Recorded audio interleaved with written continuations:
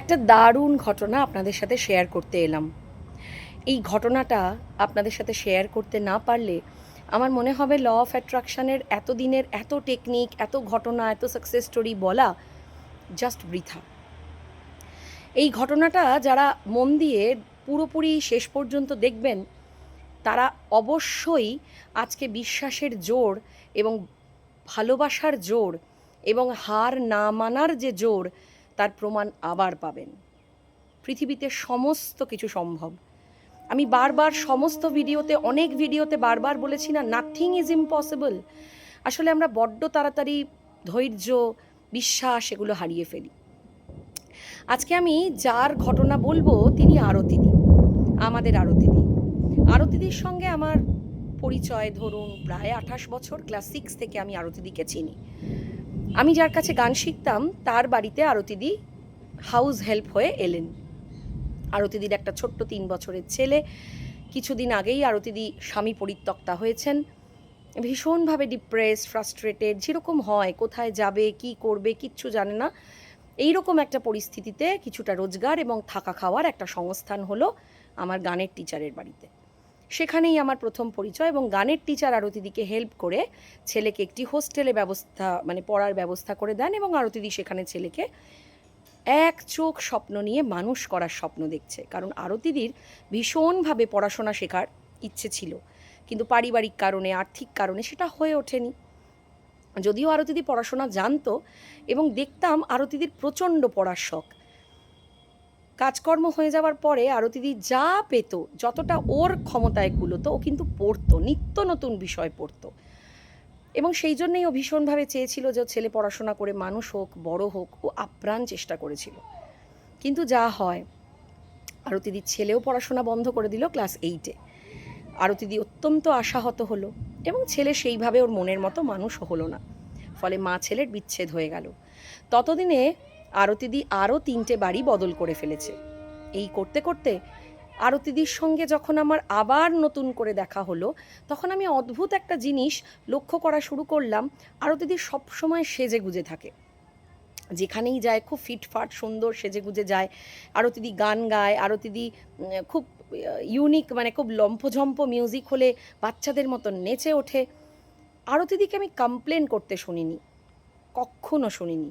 মাঝে মাঝে বলতো, আজ আমার বর থাকলে জীবনটা এরকম হতো বলো, বলেই সঙ্গে সঙ্গে বলতো, যাগে যাগে, যা নেই নেই তা নেই নেই, সেটা নিয়ে ভেবে লাভ নেই, চলো একটু নাচ করি, চলো একটু গান করি, জানো আজকে আমি একটা নতুন জিনিস পড়েছি, তোমাদেরকে বলবো, তোমাদেরকে শোনাবো, চলো তো ফুচকা খেয়ে আসি।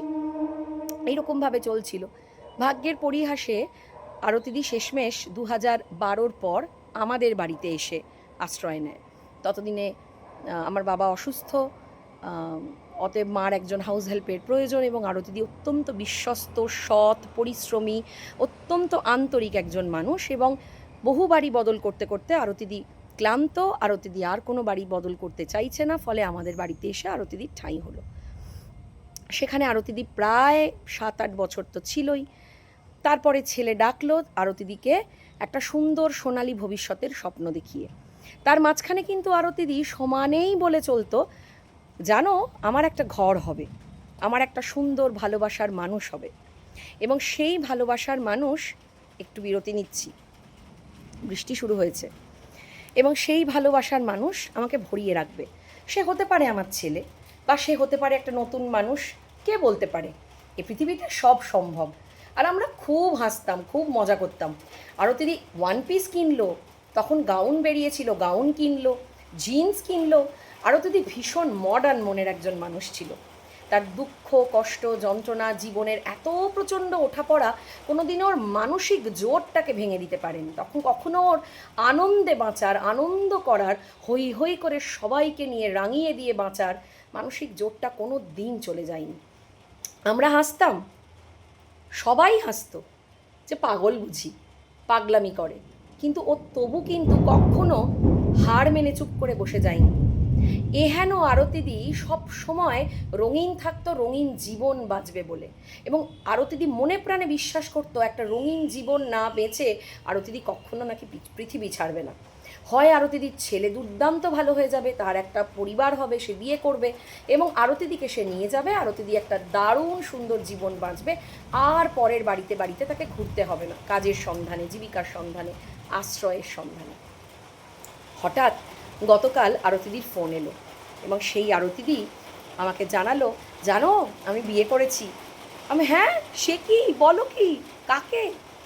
বরের সঙ্গে কথা বলালো, অত্যন্ত স্মার্ট একজন ব্যবসায়ী, তিনি বিভিন্ন এই ফ্ল্যাটের গ্রিল জানলা দরজার কাজ করেন। আরতিদির এখন 3 তলা বাড়ি। আরতিদির এতই স্বাচ্ছন্দ্য, এতই সচ্ছল একটা জীবন যেখানে আরতিদিকে আর কাজ করতে হয় না। যে ভদ্রলোককে উনি বিয়ে করেছেন সেই ভদ্রলোকের একটি মেয়ে আছে এবং সেও কিন্তু একটি বেসরকারি ব্যাংকে কাজ করে। ভদ্রলোক নিজেই আমায় বললেন, আমি ভাবতে পারিনি আমার মেয়ে আরতিকে এত ভালো করে মেনে নেবে। আরতিদিকে আমি থাকতে না পেরে বললাম, তোমার 3 তলা বাড়ি আরতিদি? আরতিদি বলল, হ্যাঁ, 1 তলায় ভাড়া, 2 তলায় আমরা থাকি, 3 তলায় একটা পোর্শন ভাড়া আর একটা পোর্শনে আমার বরের বিভিন্ন গ্রিল জানলা দরজার কাজ হয়। আমি বলেই ফেললাম, ও আরতিদি তুমি তো লটারি পেয়েছো গো। বললো, হ্যাঁ আমি সত্যিই লটারি পেয়েছি। শেষ জীবনে এসে যে আমি এরকম সাংঘাতিক একটা লটারি পাবো, এত ভালোবাসার মতন একটা বর পাবো, একটা অপূর্ব বাড়ি পাবো, নিজের সংসার পাবো, একটা মেয়ে পাবো। এবং জানো, আমার বর গতকাল আমার ছেলেকেও ফোন করে ডেকে পাঠিয়েছে। আমার বর বলেছে, তুমি যখন এত ভালো আছো, তোমার ছেলে কষ্ট করে জায়গায় জায়গায় ঘুরে ঘুরে কাজ করবে কেন? তোমার ছেলেকেও আমরা একটা ভালো মেয়ে দেখে বিয়ে দিয়ে একটা সুন্দর সেটেলমেন্ট করে দেবো। তাহলে ভাবুন, জীবনের সমস্ত কিছু সম্ভব। আরতিদি কিন্তু জীবনে জিতে গেল, কারণ ও কোনো দিন হারেনি বলে। ওর জীবনে বহু কষ্ট, বহু যন্ত্রণা, বরের কাছে মার খেয়েছে, খেতে পায়নি, বাবা মা দেখেনি, বাড়ি থেকে বের করে দিয়েছে, ওইটুকুনি একটা ছেলে, তাকে নিয়ে এক একজনের বাড়ি থেকে রাত্রিবেলা বেরিয়ে আসতে হয়েছে, তারা এমন অত্যাচার করেছে। তারপরেও আমি কোনো দিন আরতিদিকে দেখিনি বাঁচা ছেড়ে দিতে। তারপরেও আমি কোনো দিন আরতিদিকে দেখিনি আনন্দ করতে ভুলে যেতে, দুঃখে বাঁচতে, কমপ্লেন করতে, হাহুতাশ করতে, আমার বর রইলো না, ছেলেটা মানুষ হলো না, আমার এখন কি হবে, আমার জীবনে কি বাঁচবো, কে আমায় দেখবে, আমি কোনো দিন দেখিনি। আমি আরতিদিকে প্রথম দিন থেকে রঙিন দেখেছি এবং এটা আবারও প্রুফ করলো যে যদি আপনি আনন্দে থাকতে পারেন, আপনার বর্তমানকে, আপনার এই মুহূর্তের কষ্ট দুঃখ যন্ত্রণাগুলোকে যদি দূরে সরিয়ে রেখে ভবিষ্যৎটাকে আঁকড়ে ধরে বাঁচতে পারেন যে ওইটাই আমার রিয়ালিটি, যা কিছু হয়ে যাক ওটা আমি পাবই, বিশ্বাসের জোর আর ধৈর্য যদি না হারান, তাহলে অসম্ভব বলে পৃথিবীতে কিচ্ছু হয় না। খুব ভালো থাকুন।